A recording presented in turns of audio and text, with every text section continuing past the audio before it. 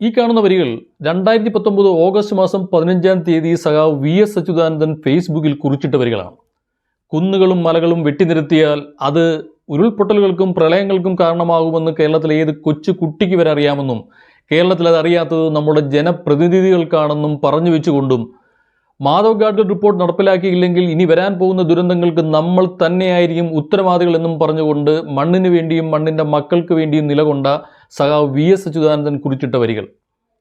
Harvard യൂണിവേഴ്സിറ്റിയിൽ നിന്നും PhD നേടിയ ലോകപ്രസിദ്ധ പാരിസ്ഥിതിക ശാസ്ത്രജ്ഞനായ മാധവ് ഗാഡ്ഗിൽ 2011 ഗുജറാത്ത്, മഹാരാഷ്ട്ര, കർണാടക, കേരളം, തമിഴ്നാട് എന്നീ സ്ഥലങ്ങളിൽ നിലകൊള്ളുന്ന പശ്ചിമഘട്ടമെന്നും സഹ്യാദ്രി എന്നും സഖ്യപർവ്വതനിരകളെന്നും വെസ്റ്റേൺ ഗാട്സ് എന്നും അറിയപ്പെടുന്ന മലനിരകളിൽ 60% സ്ഥലങ്ങൾ പാരിസ്ഥിതിക ദുർബല പ്രദേശങ്ങളാണെന്നും അവിടെ അനധികൃത നിർമ്മാണ പ്രവർത്തനങ്ങൾ നടത്തിയാൽ അത് വൻ ദുരന്തങ്ങൾക്ക് കാരണമാകുമെന്നും പറഞ്ഞപ്പോൾ പള്ളിയും പട്ടക്കാരും കയ്യേറ്റക്കാരും കുടിയേറ്റക്കാരും ചേർന്ന് ഫോറസ്റ്റ് ഓഫീസുകളും വില്ലേജ് ഓഫീസുകളും കത്തിച്ച് സർക്കാരിനെ പേടിപ്പിച്ച് മാധവ് ഗാഡ്ഗിൽ റിപ്പോർട്ട് ചവറ്റുകൊട്ടയിൽ എറിഞ്ഞതിൻ്റെ പ്രകൃതിയുടെ മറുപടിയാണ് ഈ കാണുന്ന ഉരുൾപൊട്ടലും പ്രളയവുമല്ല.